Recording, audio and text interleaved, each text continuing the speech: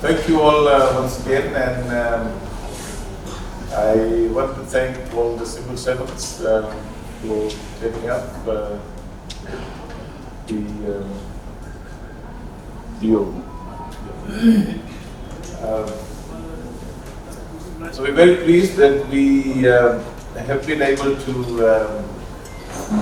provide salary and wage increases to the civil servants. So it's not just the 3% in this budget. If you add the 7 to 20% that we did in the last budget, so within a year, we're looking at a salary rise between the range of 10 to 23%. And we're very pleased to do that. And we are very confident as the government,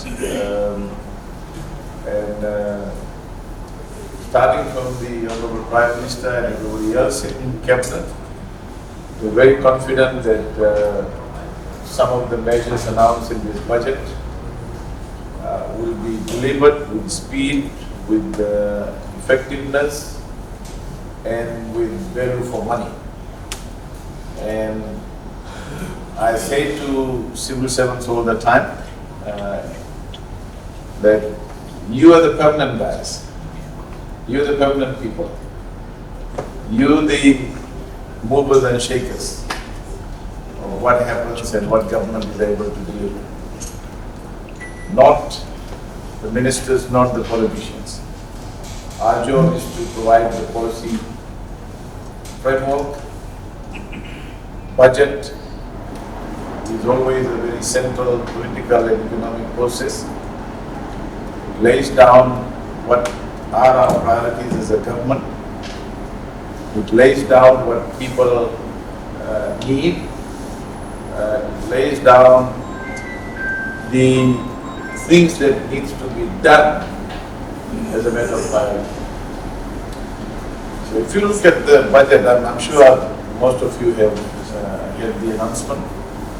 But just to recap some of the key fundamentals that we want, apart from the direct support that we're providing to our people, reduction in the VAT, keeping the 32 basic items, including prescribed medicines, VAT-free, keeping the income tax threshold below 30,000, direct support to all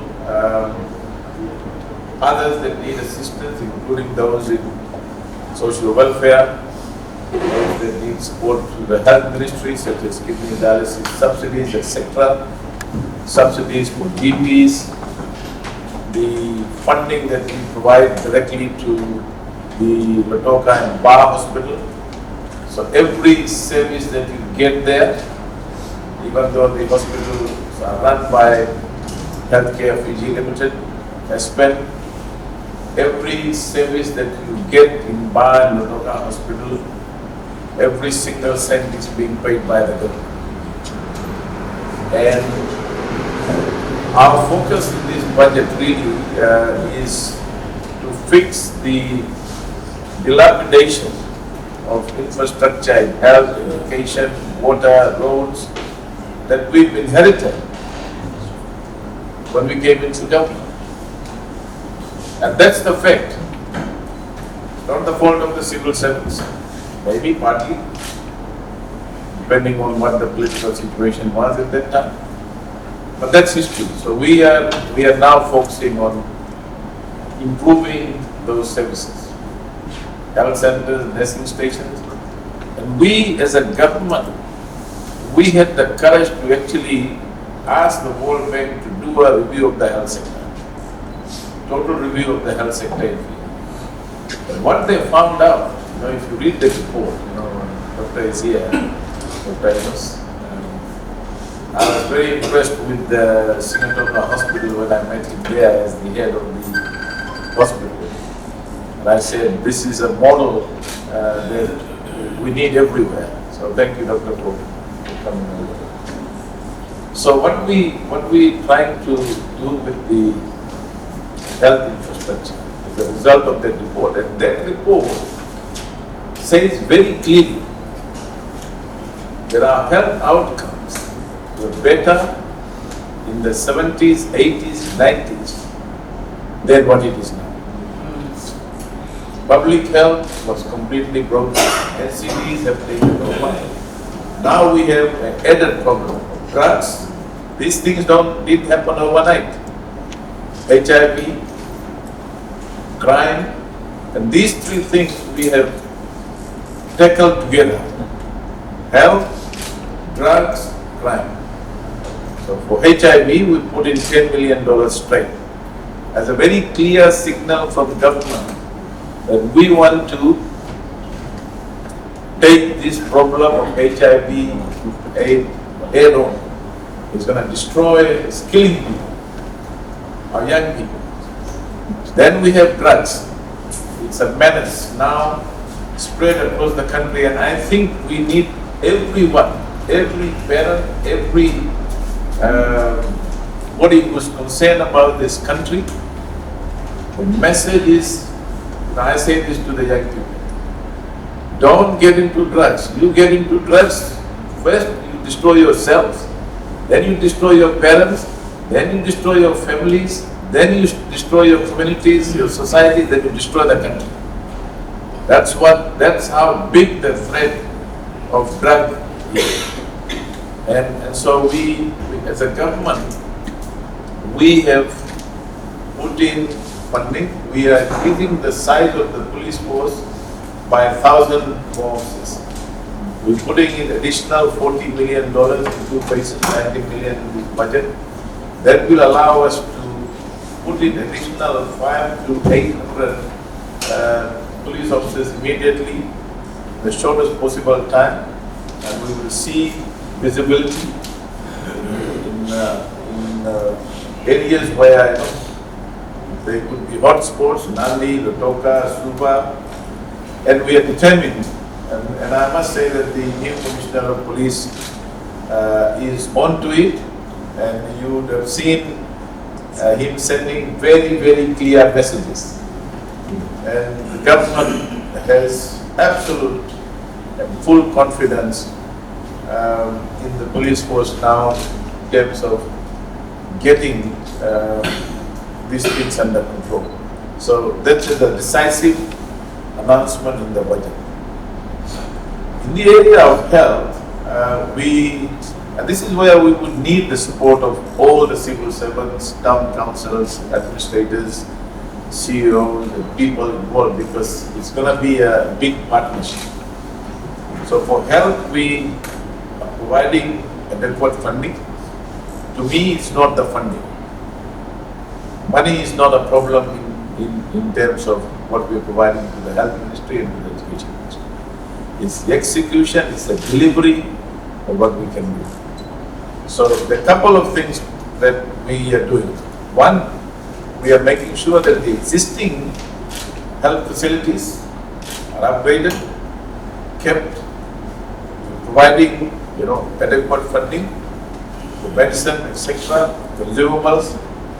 We don't think that if it is properly planned, doctors, subdivisional medical officers, if people who are in charge, if they do their work on time with proper planning, we should have these kinds of problems. There is enough time.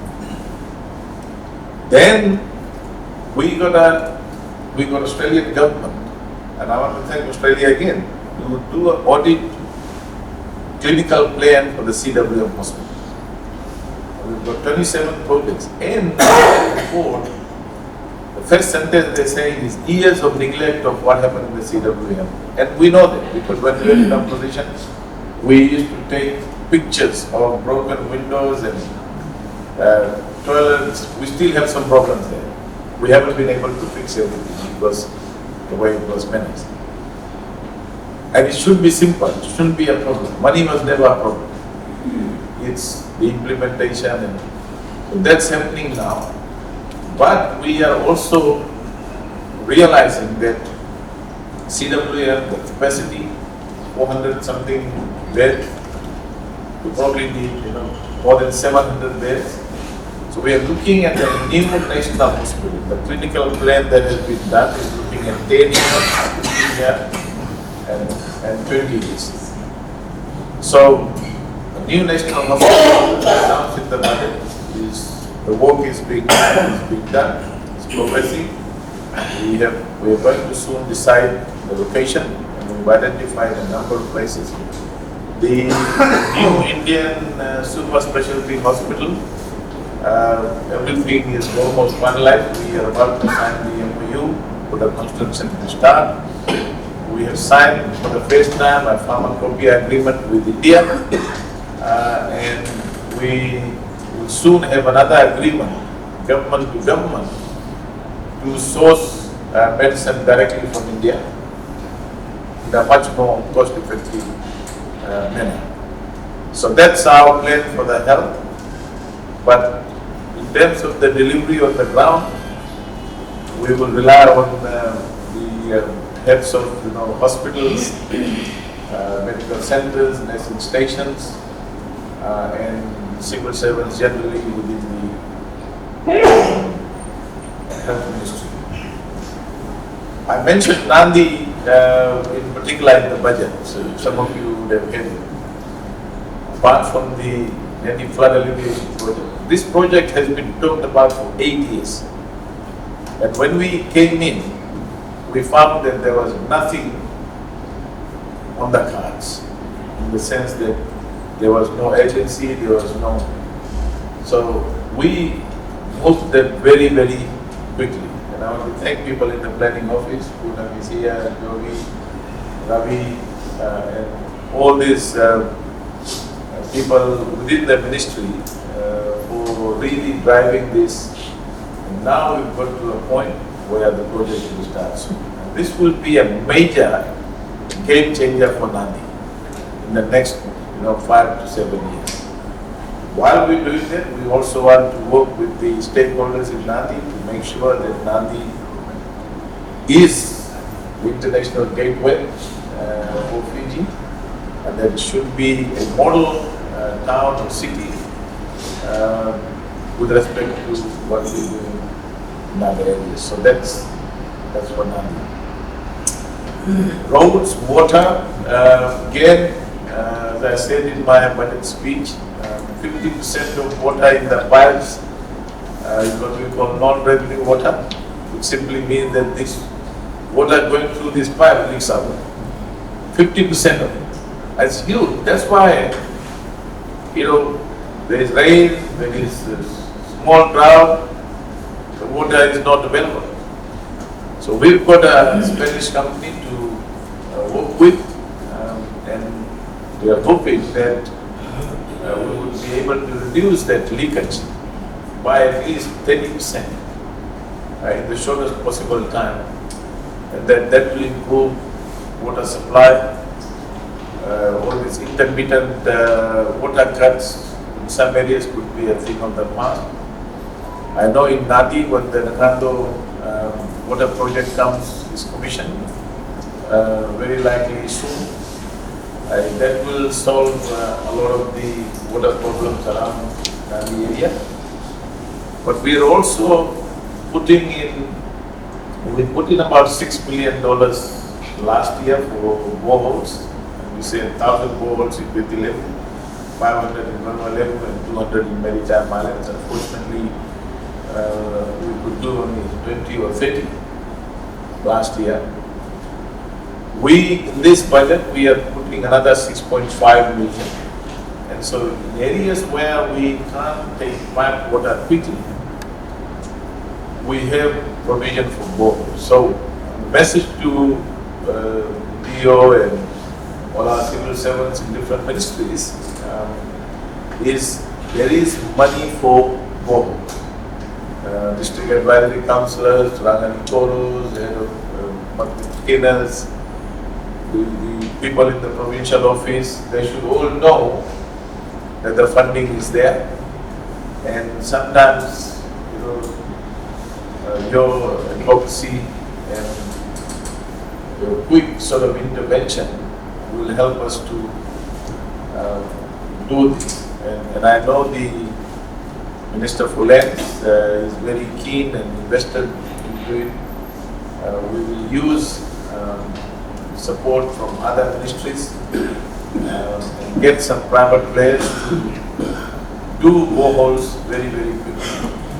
Until such time they will start water. So that's on roads, feeder roads, rural roads. We are putting a lot of emphasis. In fact, a lot of work is done in the central division already. Sigatoka. When I went to Kavananga South, they told me that that road bus was not running for 10 years. So we fixed that road, buses have now started, but there are a lot of other roads in Sigatoka, in Nadi. They need big upgrade because the economics of maintaining these feeder roads, rural roads, is very important. You know, we just paid so much attention over the years just to building roads in the urban areas, beautifying it and all that, and then we ignored the rural roads, which feeds the towns and cities. If you don't have that link, people instead of coming to the town 3 times a week will only think twice about getting into town, only when they need it. Sick people, big students. So it's a poor, when you neglect infrastructure, it's a poor, rural people, farmers, they are the most affected. Not the businesses are affected as well because not many people come to town. So it does affect the economy. So we're putting in a lot of money to Public Works Ministry, FRA, Water Authority to fix this infrastructure. And I think it's important that the town councils, you just don't think about the towns and cities because your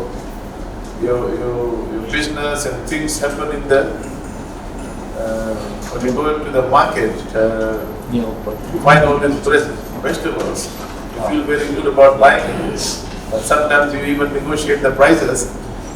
But imagine those people who are bringing it from the farms. If the road is not good, if the bridge is not good, then these are real problems. So this budget, there is a big focus on getting those basics right. So these are some big, direct quality of life improvement issues. In education, we have raised, social welfare, we've raised allowances by 5% across the board. We did that in 2023, so if we get that, it's in 2 years, it's a big increase as well. We have increased allowances for students on scholarship.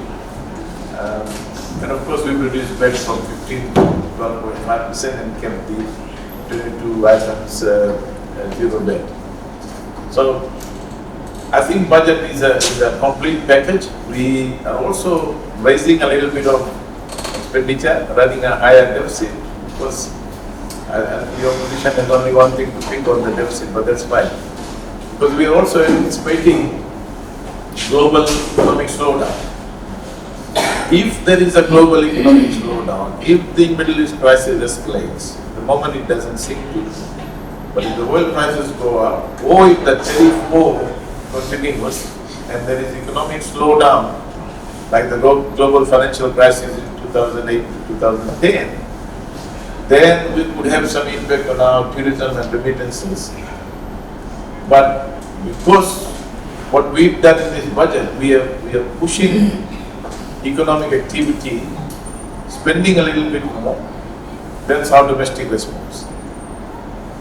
The other positive thing that we see in this budget and what we saw in the last 2 years. So the things that we did in the last 2 years, raising company tax, rationalizing VAT from 3 rates to 2, that helped us to fix the finances. bring the debt to GDP ratio down. And this budget, we had the space to go a little bit higher on expenditure. That's what you call good economic management. You anticipate, you see what exists now, what's likely to happen in the future.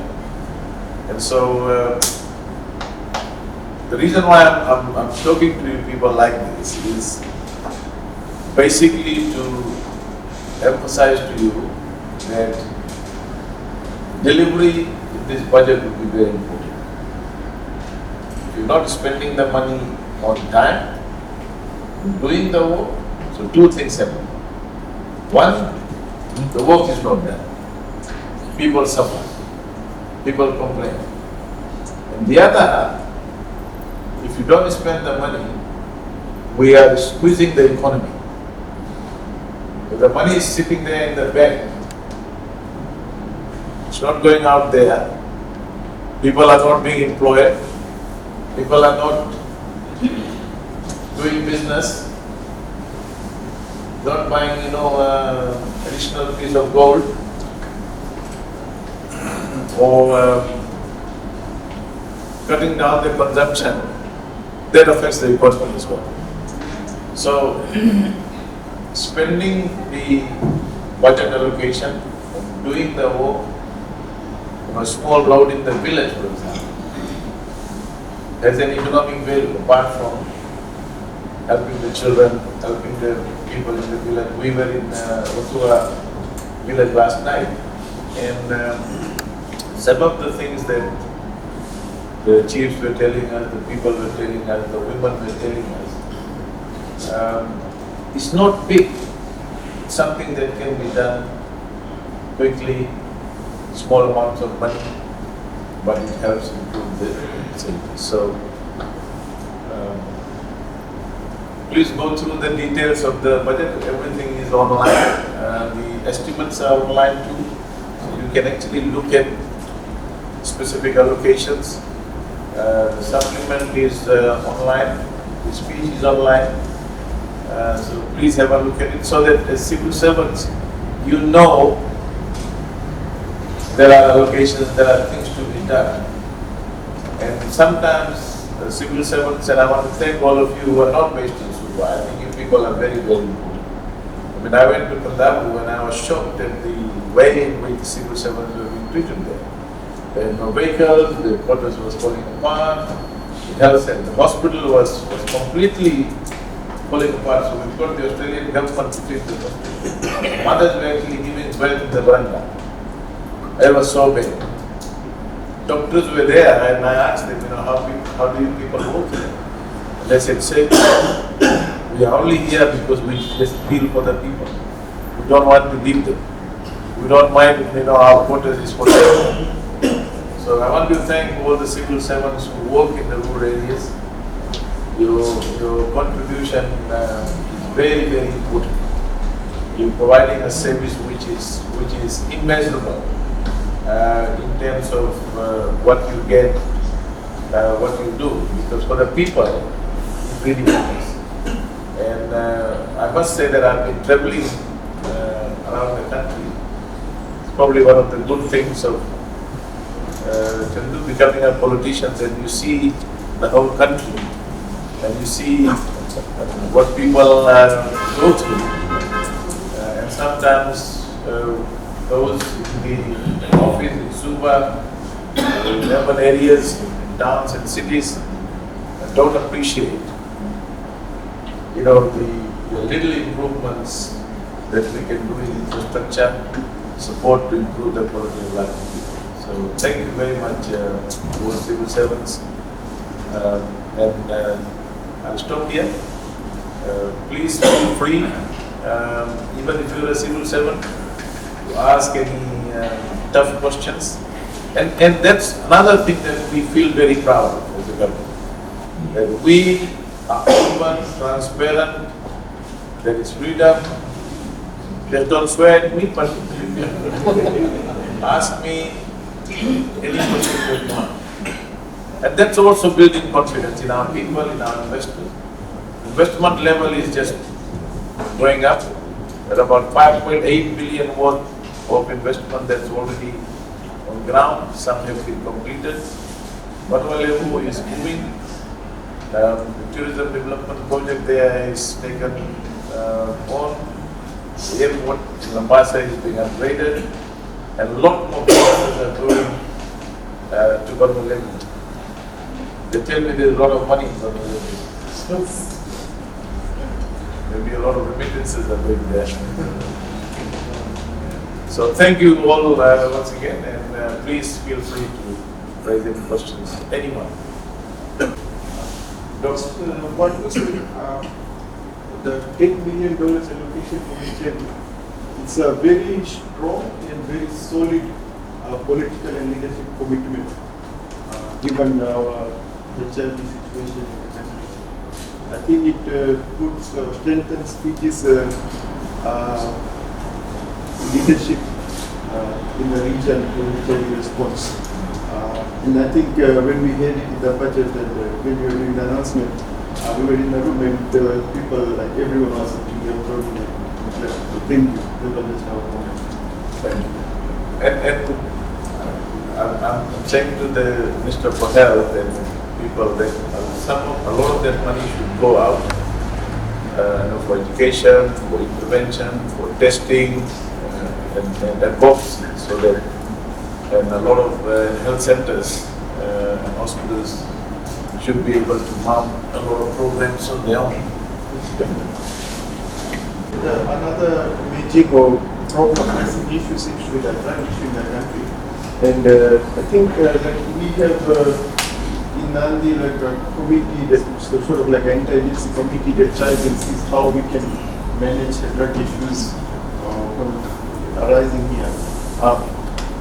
From the hospital side of things, when patients are in a hospital, we sort of look at the immediate way of managing the condition, but then we sort of lack like retail accessibilities for drug addicts.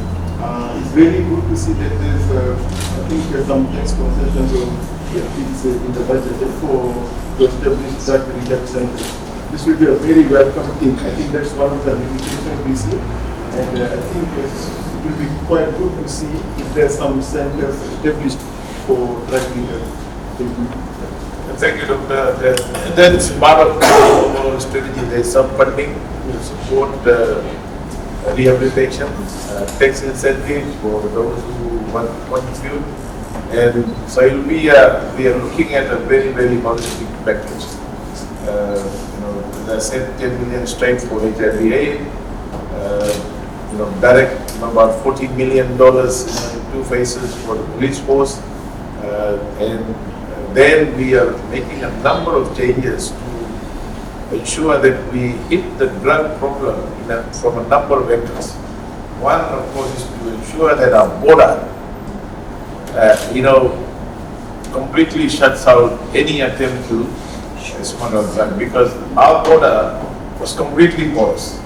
That's what we can only say, given what has existed and how it became more porous and porous over the years. So we are closing that.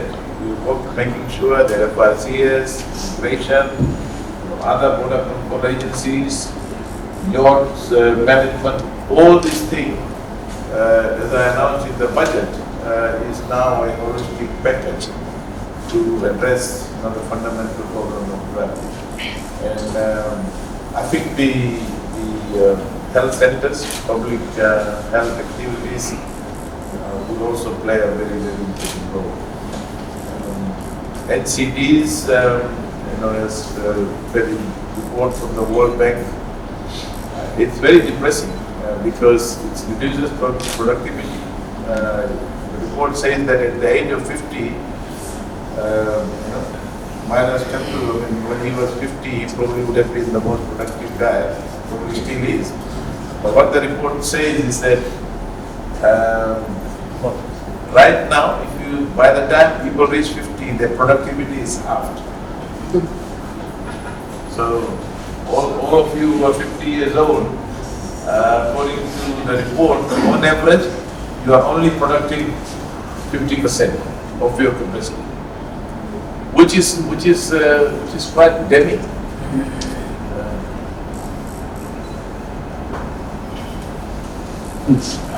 Yeah. You in that category already?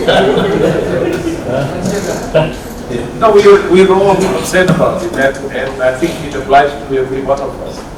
So keeping our health, avoiding NCDs, and the life expectancy must improve, and doctors will tell you this. And I'm very pleased to hear that Nadi, in fact, I don't get any complaints from Nadi anymore about the hospital. I think, Yeah. credit to Well, thank you very much. Go ahead. So I'd like to take this time to focus on the budget. The name is Consultations mentioned of the conservative these people.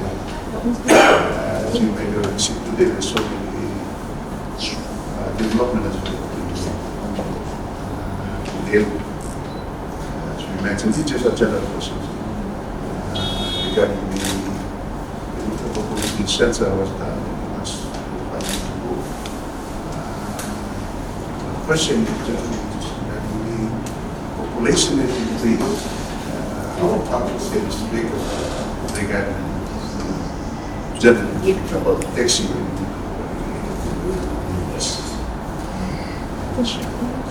Yeah. So it's a very good question. As you probably heard,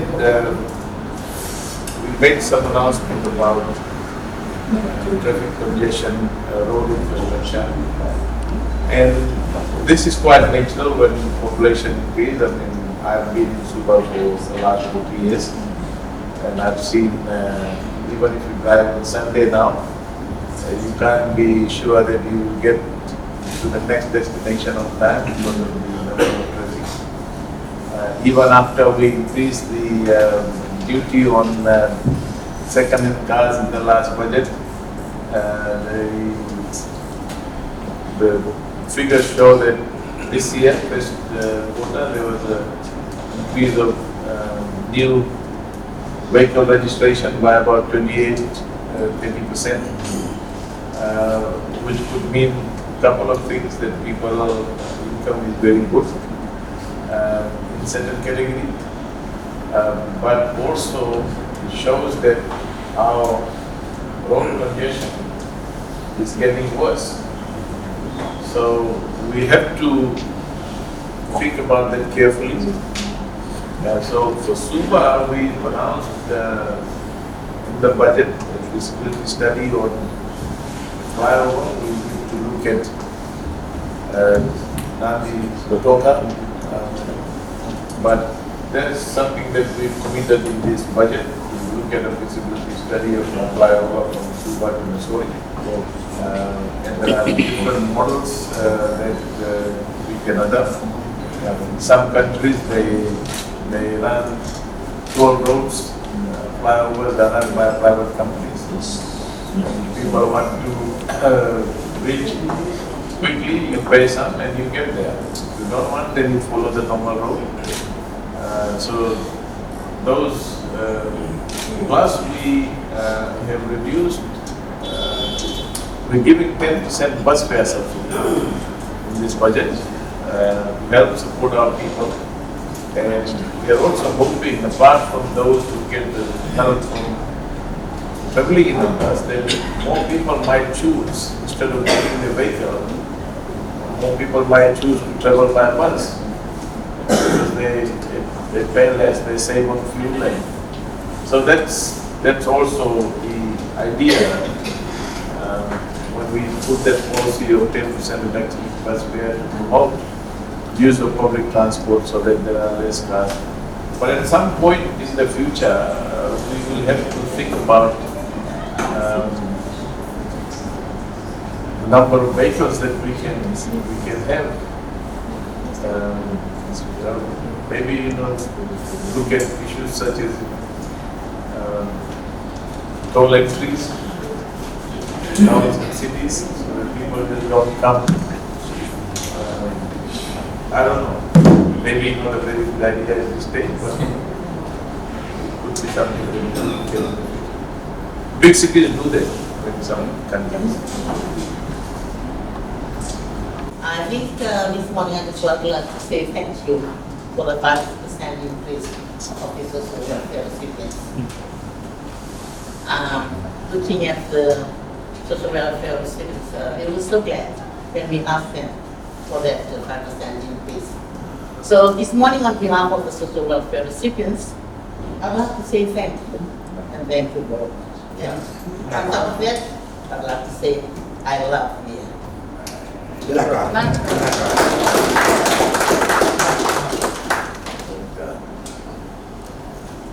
Okay, so any last comment or suggestions? Thank you very much for your very nice comment. So as you mentioned about the area and community roads, it is a very good idea. The community always, they were asking for that road maintenance and help from the government. The other thing we are feeling about our religious organization. It's like our cemeteries and temples. Just because of poor management, no ATM, no bank account, we have money in the multi-ethnic due to that non-compliance of the public money collectors like committees and trustees. We are letting the funding from the multi-ethnic because of the non-compliance of the management. So I request the government to also look into the all religious organizations where public funds are kept well and accountability is being given to the public. Most of the religious organizations, mainly, we advise the councillors, we find when we apply their form for the multi-ethnic assistance, we are non-compliant. So please say, I humbly request, we are fighting for some of the organizations for last 1 year. The AGM and other accountability is not been happening. So we are, the community is very much concerned about this issue. Thank you, sir. Well, one thing that I have to say, this is my personal observation. I think we have deteriorated in the culture of, good record keeping. I mean, one of the things historically, there are forefathers and those who ran organizations. Even if there were 4 people in the organization, they will keep proper minutes, they will keep proper accounts, they will keep, and somehow, these things have broken down. And I don't know, maybe we need better education, better support for people in organizations. That government cannot give money to organizations that that are not registered, that are not keeping their records properly. So the only thing I can say is, work with them, help them to sort it out. Just the last one, so I'd like to take this time to thank the grant was given for the GMP. So much, the Philippine channel was so much. And if you are getting here, What to apply tomorrow? that's precisely what I thought. That this would be an incentive for more people to apply to it.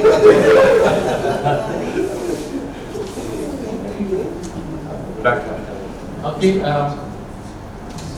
thank you. Again, on behalf of the Grand Council, first of all, thank you for giving us the proposed budget. At the same time, coincided with the acting Mr. Prasad visit. Yes, we did the education project. Our ministry is doing great work in terms of getting this off the ground. And to all the people involved in the ministry, thank you very much. Next time, is ready to partner with all of you so that we can have something moving from this year. I experienced there from when I was councillor back in 2019. So now that's on board. And as regards budget, I think there's a general acceptance to the budget. And as you being here presenting and people listening from the horse's mouth is something different. Most of us now understand better. And I think the only people who are not represented here are the cane farmers. So they are the cane farmers, they are also very thankful to the government for the price. And of course the subsidies and incentives that are in the sugar industry. Thank you once again for your time. Thank you, Nadi. Ladies and gentlemen, all of you, thank you all for being here. Please, we'll just close this meeting and can meet with the Deputy Prime Minister in person. And I'm officially, I believe. I have something that you could not pick up. Thank you.